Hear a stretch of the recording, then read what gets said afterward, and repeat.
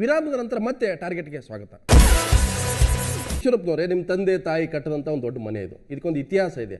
ಅಂಥ ಮನೆಯನ್ನು ನಿಮ್ಮ ಹಿರಿಯಣ್ಣ ಅದನ್ನು ಕೆಡವಿ ಹೊರಗೆ ಹೋಗಿ ಹೊಸ ಮನೆ ಕಟ್ಟಕ್ಕೆ ಹೋದ್ರೆ ಆಶ್ರಯ ಮನೆಯೂ ಸಿಗಲಿಲ್ಲ.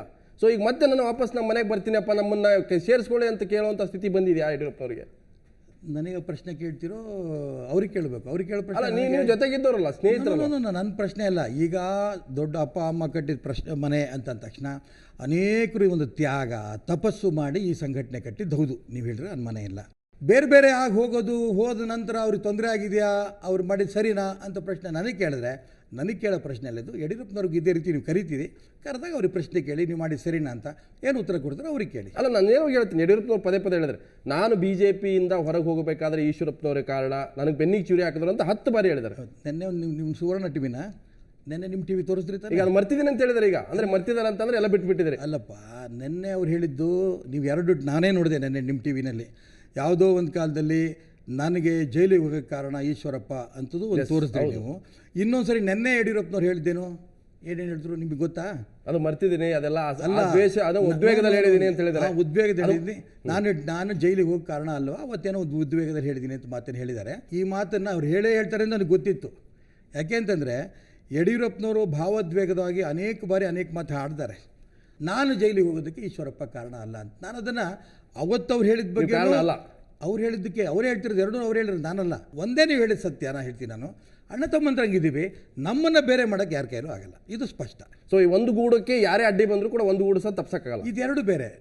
ಒಂದು ಪೊಲಿಟಿಕಲ್ ಪಾರ್ಟಿಯಿಂದ ಅವರು ಬೇರೆ ಒಂದು ಪಕ್ಷವನ್ನು ಕಟ್ಟಬೇಕು, KGP ಕಟ್ಟಬೇಕು ಅಂತ ಹೋದಾಗ ಬಹಳ ಜನ ನಾವೆಲ್ಲ ಹೇಳಿದ್ವಿ ಬೇಡ BJPಯಲ್ಲಿ ಉಳಿಬೇಕು. ಶಕ್ತಿ ಇಲ್ಲದೆ ಇರುವಾಗ ಚುನಾವಣೆ ಸೋತ್ರಲ್ಲ ನೀವು. ಸಾಮೂಹಿಕ ನಾಯಕತ್ವ ಅಂತ ಹೇಳಿದ್ರೆ ನಮ್ಗೆ ಯಾರು ಇಲ್ಲದೆ ಇದ್ರೂ ಪರವಾಗಿಲ್ಲ, ನಮ್ಮ ಸಂಘಟನೆ ಶಕ್ತಿ ಇದೆ, ನಾವು ಚುನಾವಣೆಗೆ ಹೋಗ್ತೀವಿ ಅಂತ ಹೇಳಿದ್ರಲ್ಲ. ಸ್ವಾಮಿ, ಈ ದೇಶದಲ್ಲಿ ಚುನಾವಣೆ ಸೋಲ್ದಿದ್ದರು ಯಾರು ಇದ್ದಾರಾ? ಇಂದಿರಾ ಗಾಂಧಿ ಸೋತಿರ್ತಾನೆ, ಅಟಲ್ಜಿ ಸೋತಿರ್ತಾನೆ.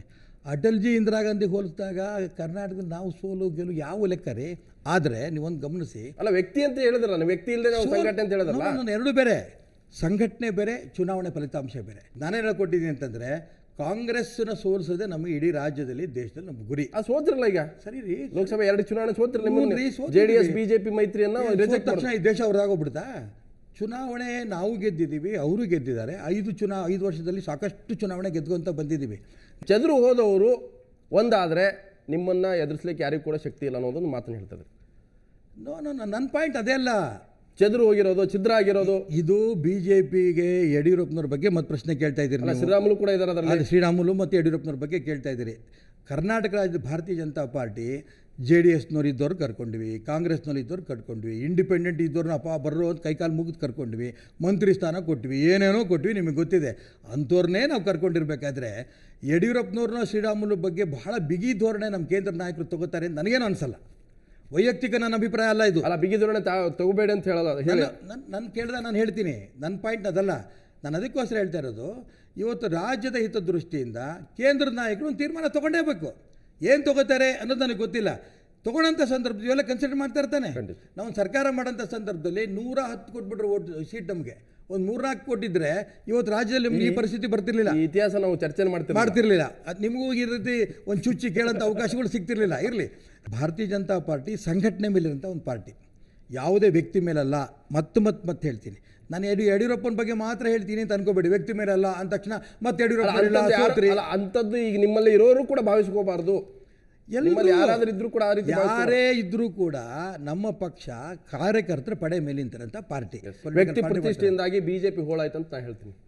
ನೀವು ಹೇಳ್ತಾ ಇದ್ರಿ ಯಾವ ಒಬ್ಬ ವ್ಯಕ್ತಿನ ನಾವು ಅನುಕರಿಸಲ್ಲ. ವ್ಯಕ್ತಿ ಪ್ರತಿಷ್ಠೆ ಅಥವಾ ವ್ಯಕ್ತಿಯ ಒಂದು ನಾಯಕತ್ವ ಪೈಪೋಟಿಗಾಗಿ ನಿಮ್ಮ ಪಕ್ಷ ಹೋಳಾಯ್ತು. ವ್ಯಕ್ತಿ ಪ್ರತಿಷ್ಠೆ ಮಾಡಿಕೊಂಡಂಥ ವ್ಯಕ್ತಿಗಳು ಪಾರ್ಟಿಯಿಂದ ಬಿಟ್ಟು ಹೋದರು. ನಾನು ಅದ್ರ ಬಗ್ಗೆ ಇಲ್ಲ ಅಂತಲ್ಲ. ಅವ್ರು ಪ್ರತಿಷ್ಠೆ ಮಾಡ್ಕೊಂಡಿದ್ರಂಥ ದೊಡ್ಡ ಹೊಡೆತ ಅವ್ರಿಗೂ ಬಿದ್ದಿದೆ, ನಿಮಗೂ ಬಿದ್ದಿದೆ, ನಮಗೂ ಅದರಿಂದ ಪೆಟ್ಟಾಯಿತು. ನಾನೆಲ್ಲ ಅನ್ನಲ್ಲ. ಆದರೆ ನಮ್ಮ ಶಕ್ತಿ ಲೆಕ್ಕಾಗಿ ಇಷ್ಟು ಆರ್ಭಟದ ಮಧ್ಯೆ 40 ಸೀಟ್ ಗೆದ್ವಿ ನಾವು. JDS 40 ಗೆದ್ದಿದೆ. ಈಶ್ವರಪ್ಪ ರಾಷ್ಟ್ರೀಯ ಪಕ್ಷ ನೋಡಿ, ಸ್ವಲ್ಪ ತಡ್ರಿ. JDSಗೂ ನಮಗೂ ಹೋಲಿಸ್ಬೇಡಿ. JDS ಸೀಮಿತವಾಗಿ ಕೆಲವು ಜಿಲ್ಲೆಗಳಲ್ಲಿದೆ. ಭಾರತೀಯ ಜನತಾ ಪಾರ್ಟಿ ಇದು ಬೆಳಗಾಂನಿಂದ ಹಿಡಿದು ಎಲ್ಲ ಜಿಲ್ಲೆಗಳನ್ನು ನಾವು ಗೆಲ್ಲಂಥ ಪಾರ್ಟಿ. ಸಂಘಟನೆ ಮೇಲೆ ಕೆಲಸ 40 ಗೆದ್ದಿರೋದು ನೀವು. ಹೌದು, 40 ಎಲ್ಲ ಜಿಲ್ಲೆ ಸೇರಿ 40 ಗೆದ್ದಿರೋದು. ನಾವು ಮೊದಲನೇ ಸರಿ ನಾನು 89ರಲ್ಲಿ ಚುನಾವಣೆಯಲ್ಲಿ ಗೆದ್ದಾಗ ನಾವು 4 ಸೀಟ್ ಗೆದ್ವಿ. ಆತ್ಮಸ್ಥೈರ್ಯ ಯಾರಿಗೂ ಕಮ್ಮಿ ಹೋಗಿಲ್ಲ. ಆಗಿಲ್ಲ. ವೈಚಾರಿಕವಾಗಿ ನಾವು ಯಾರೂ ಸೋತಿಲ್ಲ. ಏಕತೆ ಮಾಡೋದ್ರಲ್ಲಿ ದಿಕ್ಕಿನಲ್ಲಿ ನಾವು ಸೋತಿಲ್ಲ. ಗೊಂದಲಗಳನ್ನು ನಿವಾರಣೆ ಮಾಡ್ಕೊಂಡಿದ್ದೀವಿ. ಅದ್ರಲ್ಲೂ ಕೂಡ ಯಶಸ್ವಿ. ಎಸ್, ಯಡಿಯೂರಪ್ಪನವರು ಬಿಜೆಪಿಗೆ ವಾಪಸ್ ಬರೋದು ಯಾವಾಗ ತೀರ್ಮಾನ ಆಗುತ್ತೆ? ನಿಮಗೆ ಯಡಿಯೂರಪ್ಪ ಬಿಟ್ಟರೆ ಬೇರೆ ಗೊತ್ತಿಲ್ಲ ನಿಮಗೆ. ಬರೀ ಯಡಿಯೂರಪ್ಪ ದೇಶ ನೂರಾರು ಸಮಸ್ಯೆ ಅನುಭವಿಸ್ತಾ ಇದ್ದಾರೆ. ನನಗೆ ಕೆಲವೊಂದು ಕಡೆ ಕಾಂಗ್ರೆಸ್ ಬಿಜೆಪಿ ಮಧ್ಯೆ ಗೋ ಹತ್ಯೆ ಅನ್ನೋದು ರಾಜಕೀಯ ಅಸ್ತ್ರ ಆಗ್ತಾ ಇದೆ ಅಂತ ನಿಮ್ಮಿಬ್ರು ಮಧ್ಯೆ. ನಾನು ಈಗ ನಾನು ಅದಕ್ಕೆ ಹೇಳ್ತೀನಲ್ಲ, ನಮ್ಮ ತಾಯಿ ಅಂತ ಕರೆಯೋದನ್ನು ನೀವು ರಾಜಕೀಯ ಅಂತ ಕರ್ಕೊಳ್ಳಿ, ನಂದೇನು ಅಭ್ಯಂತರ ಇಲ್ಲ. ಮಹಾತ್ಮ ಗಾಂಧಿನೇ ಹೇಳಿದ್ರು ಗೋ ಹತ್ಯೆ ಮಾಡೋದಕ್ಕಿಂತ ನನ್ನ ಹತ್ಯೆ ಮಾಡಿ ಅಂತ. ಮಹಾತ್ಮ ಗಾಂಧಿ ರಾಜಕೀಯ ಮಾಡಿದ್ರು ಅಂತ ಅಂತೀರಾಗಾರೆ? ನಾವಲ್ಲ, ನಮಗೂ ಒಂದು ವಿಚಾರ ಇದೆ, ಸಿದ್ಧಾಂತ ಇದೆ. ಅದೊಂದು 6 ಪದ್ಧತಿಯಪ್ಪ. ಗೋ ಹತ್ಯೆ ಇಡೀ ಪ್ರಪಂಚ ತಿಂತಾರೆ, ಏನು ಮಾಡ್ತೀರಿ? ಭಾರತದಲ್ಲಿ ನೀವು ಗೋಮಾತೆ ಅಂತ ಹೇಳ್ತೀರಿ, ಅದು ವರ್ಲ್ಡಲ್ಲಿ ತಿಂತಾರಲ್ಲ ಈಗ. ನಮ್ಮಮ್ಮ ರೀ, ಬೇರೆಯವರೆಲ್ಲ ನಮ್ಮಮ್ಮ ಅಂತ ಕರಿ ಅಂತ ಹೇಳಕ್ಕೆ ಬರುತ್ತೇನು? ದೇವೇಗೌಡರು ಅವ್ರ ಹೆಂಡತಿ ಮನೇಲಿ ಪೂಜೆ ಮಾಡ್ತಾರೆ, ಅವ್ರು ಹೊರಗಡೆ ಬಂದು ರಾಜಕಾರಣ ಮಾಡ್ತಾರೆ. ಇದನ್ನ ರಾಜಕಾರಣ ಅಂತ ಕರಿಬೇಕು. ಸಿದ್ದರಾಮಯ್ಯನವರು ಹಣೆ ತಿಲ್ಕ ಹಾಕ್ತಾರೆ ಮನೇಲಿ ಇರ್ಬೇಕಾದ್ರೆ. ಸಿದ್ದರಾಮಯ್ಯ ಅವರು ತಿಲಕ ಹಾಕಲ್ಲ. ನೀವೇನು ಎಲ್ಲಿ ನೋಡಿದ್ರಿ ತಿಲಕ ಹಾಕಿದ್ದು? ತೋರಿಸ್ಲಾ? ಎಲ್ಲಿ? ನಾನು ಫೋಟೋ ಸಮೇತ ಕೊಡಲ್ಲ ನಿಮಗೆ? ತೋರಿಸ್ಲಾ? ತೋರಿಸಿದಾಗ ಮುಂದಿನ ಬಾರಿ ಪ್ರಶ್ನೆ ಕೇಳಂತ ಬಂದ ಸಂದರ್ಭದಲ್ಲಿ ನಾನು ನಿಮಗೆ ತಿಲಕ ಹಾಕಿದ್ದು ನೋಡಿದಪ್ಪ, ನಾನು ತೋರಿಸ್ತೀನಿ ಫೋಟೋ ಅಂದೆ. ಅದನ್ನು ನಾವು ಗೋಹತ್ಯೆ ನಿಷೇಧನ ನಾವು ಬಿಲ್ ತರೋರೇ, ನಾವು ಬಿಡಲ್ಲ. ನಾವು ಯಾಕಂದ್ರೆ ಈ ಧರ್ಮದಕ್ಕೋಸ್ಕರ ನಾವು ಹೋರಾಟ ಮಾಡ್ತಿರೋದು, ಇದಕ್ಕೋಸ್ಕರ ನಮ್ಮ ರಾಜಕೀಯ ಪಕ್ಷ. ಸೊ ಈಶ್ವರಪ್ಪನವರೇ, ನಾನು ರಾಜಕೀಯವಾಗಿ ಕೇಳ್ತೀನಿ, ಮುಂದಿನ ದಿನಗಳಲ್ಲಿ ನೀವು 2 ಲೋಕಸಭೆ ಉಪಚುನಾವಣೆಯಲ್ಲಿ JDSಗೆ ಬೆಂಬಲ ಕೊಟ್ಟರೆ ನಿಮ್ಮ ಕ್ಯಾಂಡಿಡೇಟ್ ಹಾಕಲಿಲ್ಲ. ಸೊ ರಾಜಕೀಯವಾಗಿ JDS ಜೊತೆ ಈಗಲೂ ಕೂಡ ಮಿತ್ರತ್ವ ಮುಂದುವರಿಯುತ್ತೆ ಮುಂದಿನ ದಿನಗಳಲ್ಲಿ? ನಮ್ಮ ನಾಯಕರು ಖಂಡಿತ ಕಾಂಗ್ರೆಸ್ ಸೋಲಿಸಬೇಕು ಅನ್ನೋ ಉದ್ದೇಶದಿಂದ ನಾವು ಬೆಂಬಲ ಕೊಡ್ತೀವಿ ಅಂತ ಹೇಳಿದ್ರು. ದೇವೇಗೌಡರು ನಾವು ಕೇಳೇ ಇಲ್ಲ, ಬೆಂಬಲ ಕೇಳೇ ಇಲ್ಲ. ಯಾಕೆ ಅವ್ರು ಬಂದರು? ಯಾಕೆ ಕನ್ಫ್ಯೂಷನ್ ಗೊತ್ತಾಗಲ್ಲ ನನಗೆ. ದೇವೇಗೌಡರು ಕೇಳಿ ಪ್ರಶ್ನೆ ಇಲ್ಲ, ಕುಮಾರಸ್ವಾಮಿ ಕೇಳಿ ಪ್ರಶ್ನೆ. ಇವ್ರು ಅಪ್ಪ ಮಕ್ಕಳು ಅಶೋಕ್ ಹೋಗಿ ಕ್ಯಾನ್ವಾಸ್ ಮಾಡಿದ್ರೆ ಪಕ್ಷ ಹೇಳಿತ್ತವ್ರು ಕ್ಯಾನ್ವಾಸ್ ಮಾಡಿ ಅಂತ. ಅನಿತಾ ಕುಮಾರಸ್ವಾಮಿ ಜೊತೆ ಕರ್ಕೊಂಡು ಹೋದ್ರಲ್ಲ, ಕುತ್ಕೇಳಿ ತಳಬೇಕಿತ್ತು, ಯಾಕೆ ಬಂದ್ರಿ ನೀವು ಅಂತ. ಅಲ್ಲಿ ನೀವು ಹೇಳಿದ್ರ ಅಂತ ಅವರೇ ಕರೆದ್ರಿ ಸ್ವಾಮಿ, ನಾನು ಅದನ್ನೇ ಹೇಳಕ್ ಕೊಟ್ಟಿರೋದು. ಇವರಾಗಿ ಹೋಗಿಲ್ಲ, ಇದು ಅಶೋಕ್ ಅವ್ರಿಗೆ ಹೋಗಿಲ್ಲ. ನಮಗೆ ಗಾಚಾರಣ. ನಮ್ದು ಒಂದೇ ಉದ್ದೇಶ, ಕಾಂಗ್ರೆಸ್ ಅನ್ನು ಸೋಲಿಸಬೇಕು ಅಂತ ಅಂದಾಗ ಅವ್ರು ಬಂದು ಕೇಳಿದಾಗ ನಾವು ಅಭ್ಯರ್ಥಿಗಳು. ನೀವು ಯಾರು ಹೋಗ್ಲಿಲ್ಲ ಅಂತ ಹೇಳ್ತಾರದು. ನಾನು ಹೇಳ್ತಾರದು ಬಿಜೆಪಿ ರಾಜ್ಯಾಧ್ಯಕ್ಷರು ಹೋಗಿಲ್ಲ, ಹಿರಿಯ ನಾಯಕ ಈಶ್ವರಪ್ಪನವರು ಹೋಗಿಲ್ಲ, ಅನಂತಕುಮಾರ್ ಕ್ಯಾನ್ವಾಸ್ ಮಾಡಲ್ಲ, ಅಶೋಕ್ ಕ್ಯಾನ್ವಾಸ್ ಮಾಡಿದ್ರಲ್ಲ. ಅಂದ್ರೆ ಪಕ್ಷ ಸೂಚನೆ ಕೊಟ್ಟಿತ್ತ? ಇಲ್ಲ ಅಂತ ಹೇಳ್ತೀರಿ? ಇಲ್ಲ, ಅವರು ತುಂಬಾ ಸ್ಪಷ್ಟವಾಗಿ ಅವರು ಬಿಜೆಪಿ ಬೆಂಬಲ ಕೇಳಿದ್ರು. ಆಯಿತು, ನಾವು ಕ್ಯಾಂಡಿಡೇಟ್ ಹಾಕಲ್ಲ ಅಂತ ಕ್ಯಾಂಡಿಡೇಟ್ ಆಗಲಿಲ್ಲ. ಅವ್ರು ಯಾರನ್ನು ಪ್ರಚಾರಕ್ಕೆ ಬೇಕು ಅಂತ ಅಪೇಕ್ಷೆ ಪಟ್ಟರು ಅವ್ರ ಪ್ರಚಾರಕ್ಕೆ ನಾವು ಕಳಿಸಿದ್ವಿ. ನಾವು ನುಗ್ಗಿ ಹೋಗೋ ಪ್ರಶ್ನೆ ಇಲ್ಲ. ಅವ್ರಿಗೆ ರಾಜಕೀಯ ಮಾಡೋದು ಅವ್ರಿಗೂ ಗೊತ್ತು. ದೇವೇಗೌಡರ ರಾಜಕಾರಣ ಇಡೀ ಪ್ರಪಂಚದಲ್ಲಿ ಯಾರು ಮಾಡ್ತಾರ? ದೇಶದಲ್ಲಿ ಇಬ್ಬರು ರಾಜಕಾರಣದ ಬಗ್ಗೆ 24 ಗಂಟೆದು ಮಾಡೋರು. ಒಬ್ಬರು ಯಡಿಯೂರಪ್ಪನವರು, ಇನ್ನೊಬ್ಬರು ದೇವೇಗೌಡರು. ಒಪ್ತೀರಾ? 24 ನೀವು ಸಿನಿಮಾ ಅಲ್ಲ, ನೀವು 24 ಗಂಟೆ ಮಾಡೋಕ್ಕಾಗಲ್ಲ. ಇಲ್ಲ, ನೀವು ದೇವೇಗೌಡರ ಹತ್ರ ಆಗಲಿ ಯಡಿಯೂರಪ್ಪನವ್ರ ಹತ್ರ ಆಗಲಿ ನೀವು ಸಿನಿಮಾ ವಿಚಾರ ಮಾತಾಡ್ಬಿಡಿ, ಮತ್ತೆ ಸಿನಿಮಾದಿಂದ ರಾಜಕೀಯಕ್ಕೆ ಬರ್ತಾರೆ. ನೀವು ಕ್ರಿಕೆಟ್ ವಿಚಾರ ಮಾತಾಡಿ, ಕ್ರಿಕೆಟಿಂದ ಮತ್ತೆ ಅವ್ರು ರಾಜಕೀಯಕ್ಕೆ ಬರ್ತಾರೆ. ನೀವು ಯಾವ್ದಾದ್ರು ಸೆಕ್ಸ್ ವಿಚಾರ ಮಾಡಿ, ಸೆಕ್ಸಿಂದ ಮತ್ತೆ ರಾಜಕೀಯಕ್ಕೆ ಬರ್ತಾರೆ. ಅವ್ರು 24 ಗಂಟೆ, ನಾನು ತಪ್ಪು ಅಂತ ಅನ್ನಲ್ಲ. ಯಾಕೆಂದರೆ ರಾಜಕಾರಣವೂ ಕೂಡ ರಾಜ್ಯದ ಜನರ ಅಭಿವೃದ್ಧಿ ದಿಕ್ಕಲ್ಲಿ ಯೋಚನೆ ಮಾಡೋದು. ಬಟ್ ನಿಮಗೂ 24 ಗಂಟೆ ಮಲಗಕ್ಕೆ ಬಿಡಲಿಲ್ಲ ಕಳೆದ 5 ವರ್ಷದ ರಾಜಕಾರಣ. ನಿಮಗೆ ಗೊತ್ತೇ ಇಲ್ಲ. ನಾನು ಇಲ್ಲಿ ಬರ್ಬೇಕಾದ್ರೆ ನಿದ್ದೆ ಮಾಡಿ ಬಂದೆ. ಅಲ್ಲ, ಈಗ ನಿದ್ದೆ ಆಗ್ಲೂ ಒಂದು ನಿಮಿಷ ಸಬ್ಜೆಕ್ಟ್ ಒಳ್ಳೆ ಚೆನ್ನಾಗಿ ಮಾತಾಡ್ತದೆ, ಬಿಟ್ಬೇಡಿದು. ಈಗ ಫ್ರೀ ಆಗಿದ್ರಿ, ರಾಜಕೀಯವಾಗಿ ಸಂಘಟನೆ ಮಾಡ್ತಾ ಇದ್ರಿ, ಪಕ್ಷ ಸಂಘಟನೆ ಮುಂದಿನ ಲೋಕಸಭಾ ಚುನಾವಣೆ ಸವಾಲಿದೆ. ಇತ್ತೀಚೆಗೆ ಯಾವ ಸಿನಿಮಾ ನೋಡಿದ್ರಿ ನೀವು? ಸಿನಿಮಾನ ನಾನು ಸಿನಿಮಾ ಟಾಕೀಸ್ಗೆ ಹೋಗಿ ಸಿನಿಮಾ ನೋಡಲ್ಲ. ಮತ್ತೆ ನಾನು TV ಇವನ್ನ ನೋಡ್ತಾ ಇರ್ತೀನಿ. ನಾನು ಮೊನ್ನೆ ವಿದೇಶಕ್ಕೆ ಹೋಗೋಂಥ ಸಂದರ್ಭದಲ್ಲಿ ಆ TV-ನಲ್ಲಿ ಹಾಕಿದೊಂದು ಬರುತ್ತೆ ನೋಡಿ, ಚೆಕ್ ದ ಇಂಡಿಯಾ.